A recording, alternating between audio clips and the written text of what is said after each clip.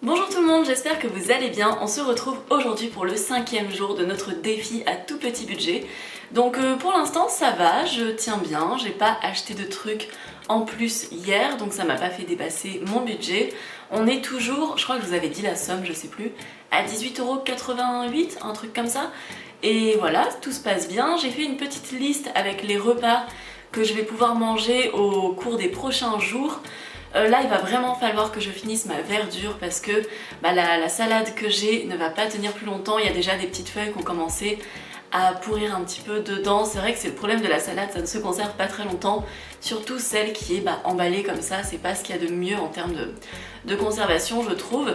Donc je vais la finir ce midi en faisant un petit peu du tri pour enlever les quelques feuilles qui sont abîmées. En même temps la salade ça peut accompagner à peu près n'importe quoi. Sinon j'ai quelques restes à finir que je vais organiser selon les prochains jours. Je pense qu'aujourd'hui il faut que je finisse quand même la courge butternut farcie que j'avais fait avant-hier. Et également en reste j'ai un bloc de tofu qui est ouvert et j'ai aussi le soja au caramel que j'ai fait hier qui était trop bon. Je sais pas si c'est mon truc préféré mais je crois que c'est quand même mon truc préféré de la semaine.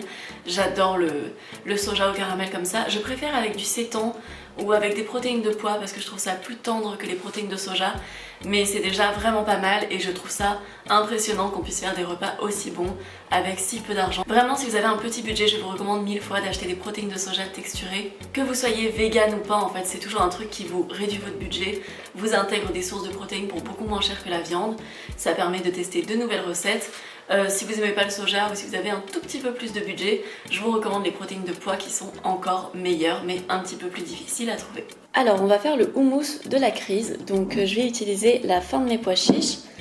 À la place du tahini on va mettre des graines de sésame parce que je pense que ça peut apporter quelque chose quand même. Je vais mettre le jus d'un citron, du sel, je vais mettre de l'eau pour pas avoir à mettre trop d'huile et je vais mettre une toute petite cuillère d'huile d'olive. Alors j'ai mis les pois chiches. J'ai mis la boîte entière, vu qu'on est sur la fin. Je mets pas mal de graines de sésame. Il m'en reste un petit peu. Le jus de citron. Je vais garder un tout petit peu du jus de citron pour me refaire une citronnade après, parce que c'est quand même plutôt bon. On va ajouter de l'eau. J'ajouterai de l'huile ensuite pour voir si c'est nécessaire ou pas, parce que je vais éviter de trop gâcher d'huile si c'est possible de faire sans. Du sel. Du coup j'ai pas ajouté d'huile, ça manque quand même cruellement de tahini, mais c'est pas mauvais quand même. On est sur une purée de pois chiches, plutôt pas mal on va dire, mais ça a pas vraiment le goût du bon houmous avec 8 tonnes de tahini comme j'ai l'habitude de le faire. Pour ce midi j'ai décidé que j'allais faire un petit pique-nique juste toute seule parce que j'ai envie de sortir un peu. Je passe beaucoup de temps devant mon écran cette semaine et je trouve que ça peut me faire du bien de manger un petit peu dehors. Il fait encore beau, j'ai envie d'en profiter, j'ai un parc pas très loin de chez moi.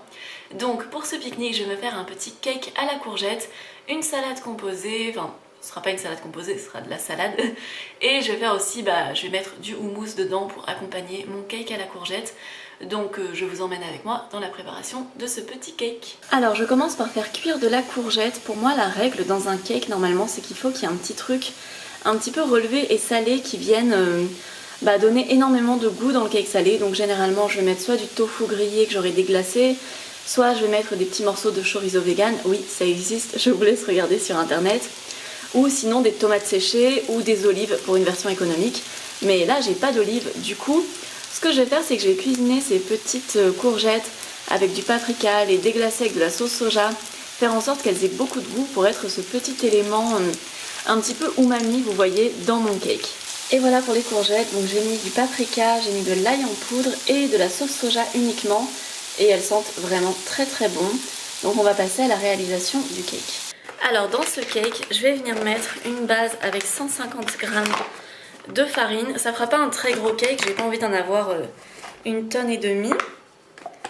Donc 150 g de farine.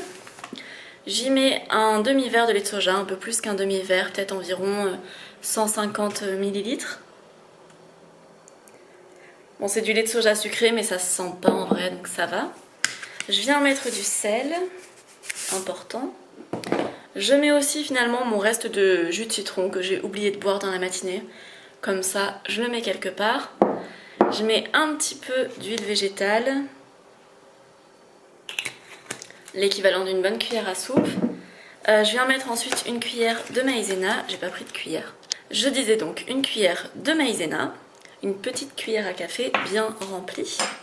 Et j'ai un petit reste de levure chimique comme ça, donc je vais en mettre un petit peu. Ça doit représenter peut-être un tiers du sachet ce que je vais mettre. Je sais pas exactement. J'espère que je l'ai pas mis trop près du sel, parce que ça désactive un peu la levure je crois. À moins que ce soit la levure boulangère, je sais plus.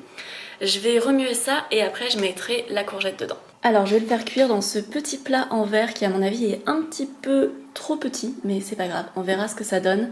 J'ai ajouté des graines de sésame sur le dessus parce que pourquoi pas, j'en ai donc autant les utiliser et je vais enfourner ça pour environ, je dirais 25 minutes, une demi-heure. Et voilà pour notre joli cake, donc il sent vraiment bon, je vais le laisser refroidir un petit peu et après je le mettrai dans ma lunchbox. Voilà ce que j'emmène pour le pique-nique, donc on a le cake à la courgette, j'ai pris un petit peu de la purée de pois chiches et j'ai pris un petit peu de salade sur laquelle j'ai mis des graines de sésame.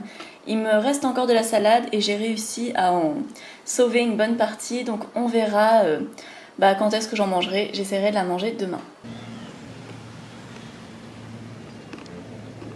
Je suis rentrée du parc et je me suis refait un petit lait aux épices, donc avec cannelle, curcuma, j'ai mis un petit peu de sucre, j'ai mis du lait de soja et moitié eau, c'est pour ça que j'ai mis du sucre d'ailleurs, pour que ça ait un petit peu plus de goût. Et voilà, je vais boire cette petite boisson chaude tranquillement.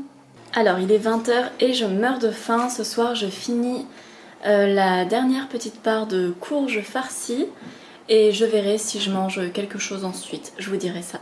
Cette vidéo touche à sa fin, j'espère qu'elle vous aura plu, même si à mon avis elle est un petit peu courte. Je me rends pas exactement compte de combien de temps dure cette vidéo, mais c'est vrai que j'ai pas tellement cuisiné à part ce matin où j'ai cuisiné mes trucs pour mon pique-nique. Finalement c'est vrai que j'ai surtout mangé des restes ce soir et dans la journée j'ai pas tellement mangé. Aujourd'hui j'ai eu beaucoup de trucs à faire et parfois quand je suis très occupée je pense pas tellement à manger des snacks ou des choses comme ça. On se retrouve demain, je pense que je cuisinerai un petit peu plus puisque j'ai pas mal d'ingrédients restants à accommoder. Je dois faire des petites recettes que j'ai prévu de faire, etc. Si la vidéo vous a plu, n'hésitez pas à me mettre un petit like, un commentaire, etc. ou à vous abonner si ce n'est pas déjà le cas. Et on se retrouve demain à 18 h pour l'avant-dernière vidéo de ce défi. Bisous bisous.